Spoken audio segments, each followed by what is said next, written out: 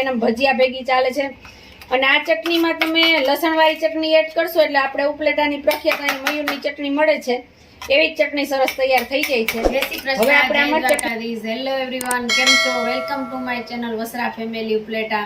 તો હવે આવી ગઈ છે અત્યારે જો કેરીની સીઝન આવી ગઈ છે, કાચી કેરીઓ બજારમાં આવવા માંડી છે। તો આપણે આખા વર્ષ માટે સ્ટોર થાય એવી એક કાચી કેરી અને ખજૂરની ચટણી આપણે દર વર્ષે ઘરે બનાવીએ છીએ। તો આજે તમારી સાથે હું શેર કરીશ કે આખું વર્ષ સચવાય એવી ચટણી આપણે ઘરે કેવી રીતના બનાવી શકીએ। અને ચટણીમાં સાવ સહેલી છે, કોઈ અઘરી રીત પણ નથી અને આખું વર્ષ આ ચટણી તમારે ચાલે છે। અને અમારે ઉપલેટામાં અહીંયા મયુર ભજીયાની ચટણી ફેમસ છે, એવી જ ચટણી આપણે આમાંથી બનાવી શકીએ। પણ અત્યારે આપણે જે બનાવશું એને આપણે સ્ટોર કરીને ફ્રીજમાં રાખવાનું છે અને પછી એમાંથી ચટણી કેવી રીતના બનાવી એ હું તમને આગળ કહું છું। એમાં આપણે અત્યારે 3 વસ્તુ લીધી છે અને માપાઈ તમને કહી દઉં છું। કિલો 1 કેરી લીધી છે, કિલો 1 ખજૂર લીધો છે, આપણે જે ચટણીનો ખજૂર આવે એ છે, અને અડધો કિલો સાકર લીધી છે। તમે સાકર અથવા ખાંડનો ઉપયોગ કરી શકો છો, પણ એ અડધું લેવાનું છે। આ 2 વસ્તુ એનાથી અડધી સાકર આપણે લેવાની છે, કારણ કે ખજૂર ગળ્યો હોય છે પણ કેરી વધારે ખાટી હોય એટલે આપણે સાકર નાખવી પડે છે। હવે સૌપ્રથમ આપણે આ કેરી અત્યારે અવળી લીધી છે। તમે જો આપણે બોક્સમાં જે કાચી કેરી આવે છે એનો પણ ઉપયોગ તમે કરી શકો છો, પણ ધ્યાન રાખવાનું છે કે કેરી પીળાશ ઉપર ન હોવી જોઈએ, સરસ લીલી હોવી જોઈએ। સૌપ્રથમ આપણે કેરીની છાલ ઉતારશું।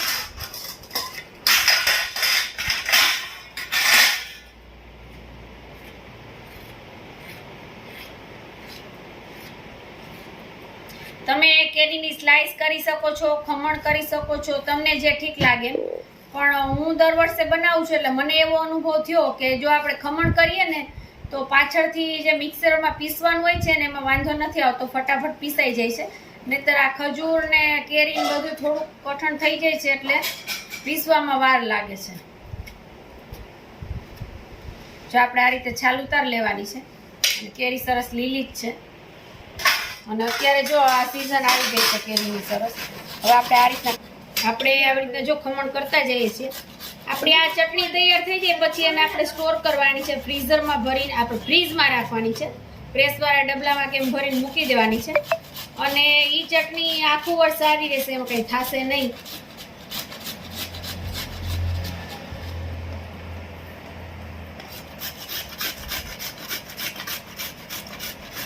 અને આ ચટણીનો તમારે બનાવવા ટાઈમે કેવી રીતના ઉપયોગ કરવાનો એ તમને આગળ બતાવીશ ચટણી તૈયાર થઈ પછી।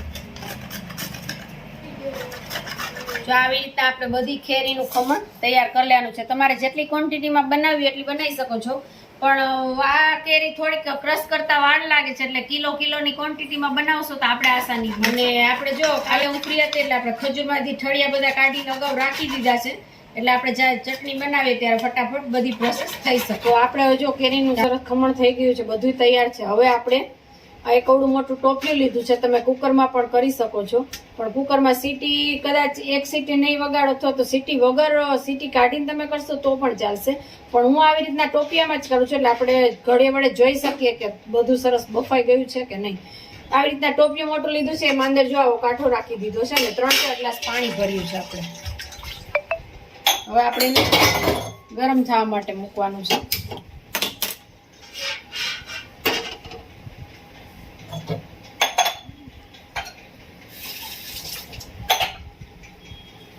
આ પાણી ગરમ થઈ જાય ને એટલે આપણે એક આવું નાનું ટોપિયું લીધું છે, જે અંદર આપણે કાંઠો રાખ્યો છે ને અહીંયા નીચે એની ઉપર આ ટોપિયું સરસ રીતે રહી જશે।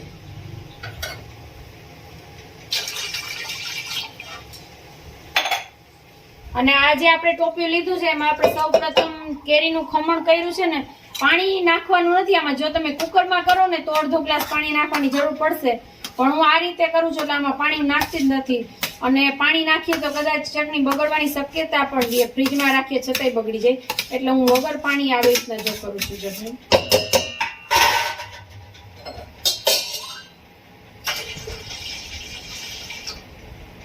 હવે આપણે પાણી સરસ માપનું નખાઈ ગયું છે અને આ અંદર કેરી આપણે આવી રીતના જે ખમણ કર્યું છે ને એનો થર આમ કરી નાખવાનું છે। પેલું થર આપણે કેરીનું કરવાનું છે, એની માથે આપણે ખજૂરનું થર કરશું। કેરી તમે ગમે તે લઈ શકો, રાજાપુરી કે કેસર કેરી।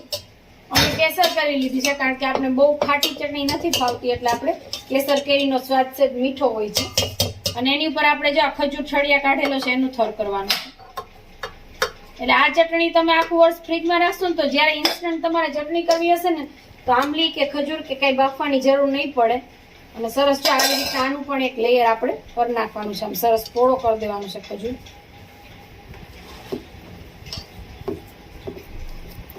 આ 2 લેયર થઈ ગયા છે. હવે આપણે અડધો કિલો સાકર લીધી છે ને એના ઉપર આપણે એનું લેયર ઉપર કરવાનું છે. સાકરને આપણે ભૂકો કરી નાખ્યો છે. થોડા મોટા બટકા હશે તો હાલશે કારણ કે ઓગળી જશે આમાં. જો આ રીતે આપણો સરસ તૈયાર થઈ ગયું છે. હવે આપણું પાણી પણ ગરમ થઈ ગયું છે.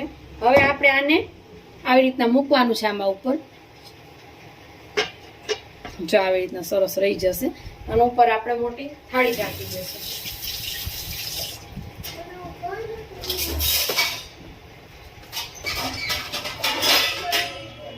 અને બનતા કદાચ અડધી કલાક લાગશે.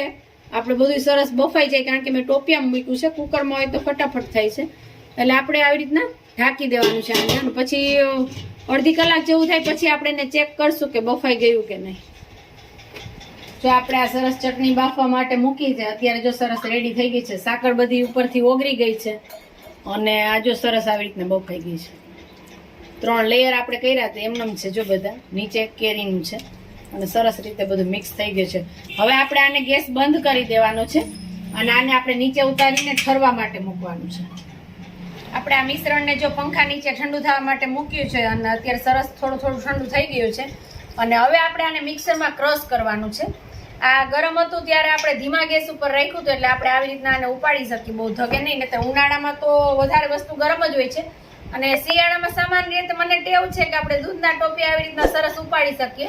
એટલે થોડી ટેવ પડી ગઈ છે. પણ ઉનાળામાં થોડું ગરમ લાગે. ઉનાળામાં ધ્યાન રાખવું પડે છે. શિયાળામાં નથી વાંધો આવતો. એટલે હવે જો આ મિશ્રણ સરસ ઠરી ગયું છે. હવે આને આપણે મિક્સરમાં ક્રશ કરવાનું છે.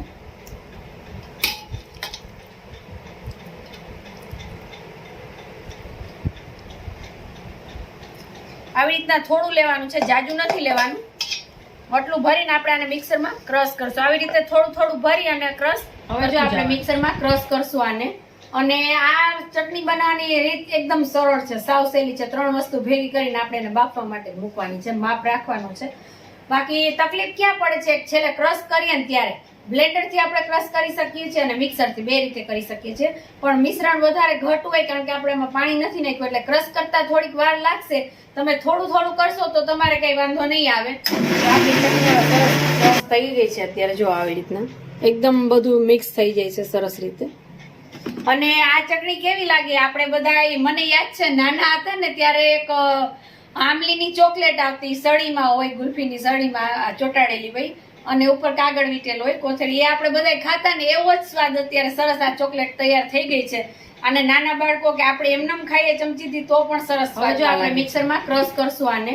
અને આ ચટણી બનાવવાની રીત એકદમ સરળ છે. સાવ સહેલી છે. 3 વસ્તુ ભેગી કરીને આપણે એને બાફવા માટે મૂકવાની છે. માપ રાખવાનું છે. બાકી તકલીફ ક્યાં પડે છે છેલ્લે ક્રશ કરીએ ને ત્યારે. બ્લેન્ડરથી આપણે ક્રશ કરી શકીએ છીએ અને મિક્સરથી 2 રીતે કરી શકીએ છીએ. પણ મિશ્રણ વધારે ઘટ હોય કારણ કે આપણે એમાં પાણી નથી નાખ્યું એટલે ક્રશ કરતા થોડીક વાર લાગશે. તમે થોડું કરશો તો તમારે કઈ વાંધો નહીં આવે. આપણે જો આ ચટણી સરસ મિક્સરમાં ક્રશ થઈ ગઈ છે.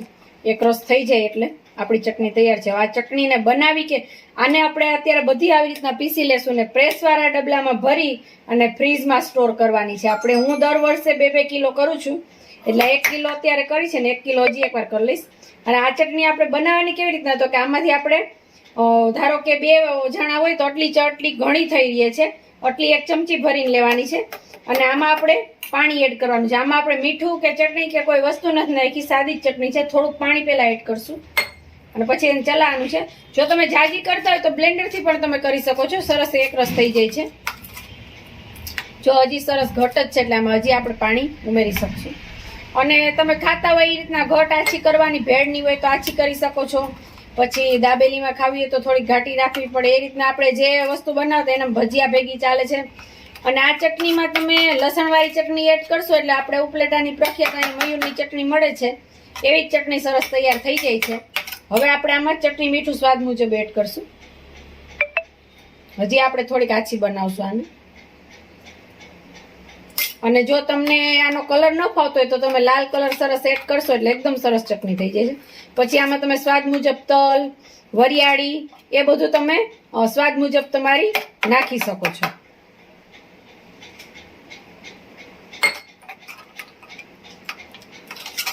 જો 1 ચમચી લીધી હતી તો એમાંથી કેટલી બધી ચટણી બની ગઈ છે. 2 જણા ટેસ્ટી ખાઈ લે એટલી ચટણી બને છે. અને જો તમે તીખું ખાતા હોય તો તમે ઓલી ચટણી આપણે મરચાંની ચટણી વધારે નાખો એટલે સરસ કલર થઈ જાય છે. તો આ ચટણી આપણી તૈયાર છે સરસ. તમારે જેવી ઘાટી આછી બનાવી શકો. સ્વાદમાં બહુ જ સરસ લાગે છે.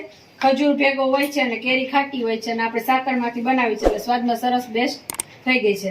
તો આ વિડીયો અમારો કેવો લાગ્યો કમેન્ટ કરીને અમને કહેજો ને. તમે ચટણી બનાવજો, અમને કહેજો કે કેવી ચટણી તમારી કીધે બની છે. અને અમારા વિડીયોને લાઈક કરજો, શેર કરજો, કમેન્ટ કરજો. અને અમારી ચેનલ ઉપર જો તમે નવા હોય તો અમારી ચેનલને સબસ્ક્રાઈબ કરજો. જય શ્રી કૃષ્ણ.